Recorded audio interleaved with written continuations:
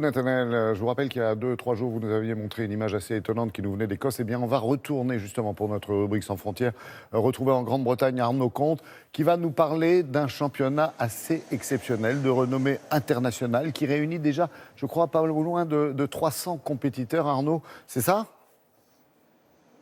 Oui, exactement, Laurent. Et vous parliez de cette image diffusée à la fin de vos journaux cette semaine. Eh bien, elle a retenu notre attention et on a voulu évidemment mener l'enquête parce que vous le savez, ici en Grande-Bretagne, eh bien, les habitants adorent les championnats du monde un peu insolites, voire farfelus. Alors, on a cherché. Il y a beaucoup de championnats du monde qui peuvent faire rire. Il y a le championnat du monde, par exemple, du lancer de tarte à la crème, le championnat du monde de combats médiévaux, le championnat du monde d'échecs sous-marins. Il faut le faire. Et il y a même le championnat du monde de conduite de tondeuse de jardin avec une boîte de vitesse. Vous voyez ce que ça peut donner. Et il y a encore un autre championnat du monde et c'est celui-ci qui nous intéresse. C'est le championnat du monde de ricochet. Oui, oui, c'est très sérieux. Cela se passe sur une île qui est située au nord-ouest de l'Écosse et il y a effectivement beaucoup de participants chaque année qui viennent du monde entier pour tenter leur chance. Figurez-vous que la première épreuve, elle a eu lieu en 1983. Je dois vous confesser que je n'étais même pas né et Laura Calmus qui a réalisé ce reportage n'était, elle non plus, même pas née. Regardez. Depuis 35 ans, sur la petite île d'Isdale en Écosse, se tient une compétition de la plus haute importance pour les habitants. Le championnat du monde de ricochet. Cette année, ils sont 300 curieux à participer à l'événement. Et tenez-vous bien, ils viennent du monde entier pour tenter leur chance. Il y a entre 10 et 20 pays représentés.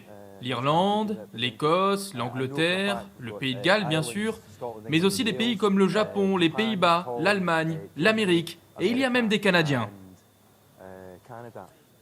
Ce sport est pris très au sérieux par certains, même si pour ces Français, l'essentiel est de participer et surtout de briller. Nous voulons tous notre part de gloire, je suppose.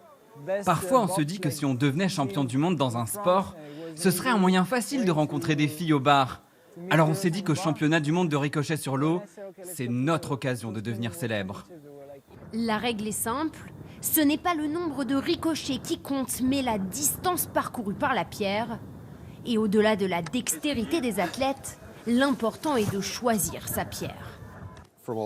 C'est une pierre parfaite pour faire des ricochets.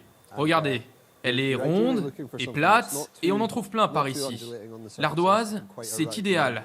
Il n'y a pas trop de relief et c'est assez rond à l'extérieur, ce qui lui donne une bonne rotation quand vous la lancez. Cette année, le vainqueur est hongrois.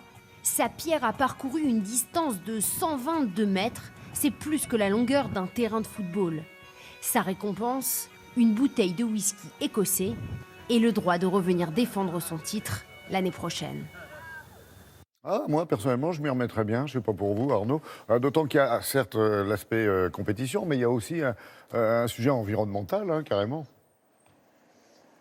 Oui, parce que ce concours, là, vous voyez ces images, ça se passe sur l'archipel des îles Slate et ce qui vous semble être un lac, en fait, n'est pas un lac, c'est une ancienne carrière. Alors, Slate, en anglais, cela veut dire ardoise et c'était une carrière d'ardoise puisque sur cet archipel, il y avait autrefois, entre le XVIIe siècle et les années 50, des carrières d'ardoise. Une industrie qui était à l'époque florissante puisque ça exportait à travers tout le Royaume-Uni et avec le réchauffement climatique, avec l'élévation du niveau de la mer, eh bien, ces carrières ont été totalement inondées, ce qui veut dire que bien, cette activité, eh bien, il n'y en a plus aujourd'hui. Alors les habitants ont dû se reconvertir. Il y a eu une époque, il ne restait plus que 4 habitants, c'est vous dire si il n'y avait plus personne sur l'île. Aujourd'hui, le village et les villages se sont reconvertis dans le bed and breakfast, ce qu'on appelle ici en Grande-Bretagne, vous savez, c'est l'équivalent de nos gîtes. Et puis l'île revit petit à petit, puisqu'aujourd'hui,